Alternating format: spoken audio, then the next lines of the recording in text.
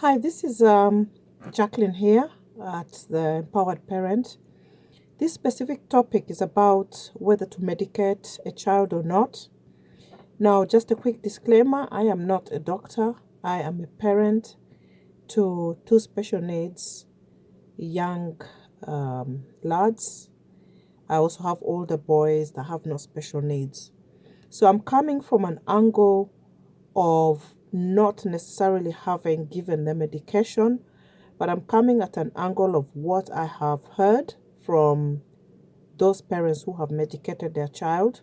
I'm coming from an angle of when I approached a doctor about medication. I remember when my son was probably 3.5, maybe 4, till about the age of maybe 8, 9, 10. I approached the doctor about medication because I kept hearing about it and people kept saying, why don't you put him on medication? It will make your life easier. Now, to me, it wasn't about making my life easier, it was about regulating a symptom and maybe making things easier for him to actually behave in a way that perhaps would make things a bit safer for him. Because if you have head banging, for instance, if you have aggression in challenges in that area, I thought that perhaps I could, speak to a doctor and find out if there's any medication out there that could help. So when I spoke to the doctor, he said to me, "You want to put him on medication?" He said he could get dopey. He could get dopey. And as soon as he said those words to me, I just sat still for a moment and I took it in. I asked him what he meant by dopey. He said it could take away certain behaviors, all right, but it would do something to him that would make him, how do you explain dopey? Maybe almost like as though there's nothing there, there's no activity, even the little speech or sounds or noises or words that he may have could go. I think that's what he meant. It's almost like giving medication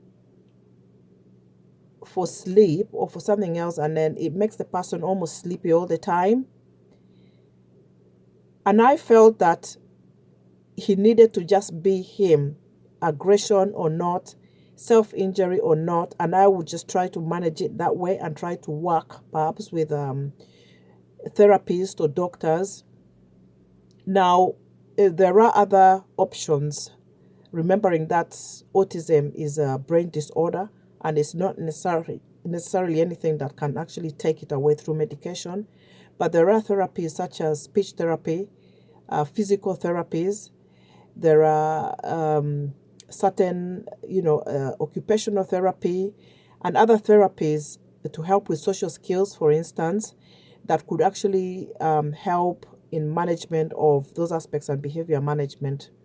So I think those would probably be a better option if you didn't want to medicate your child, or even if you didn't, those are still options. However, having said that, I've also come across parents who've medicated their child, and I think that without the medication, that child would probably have gotten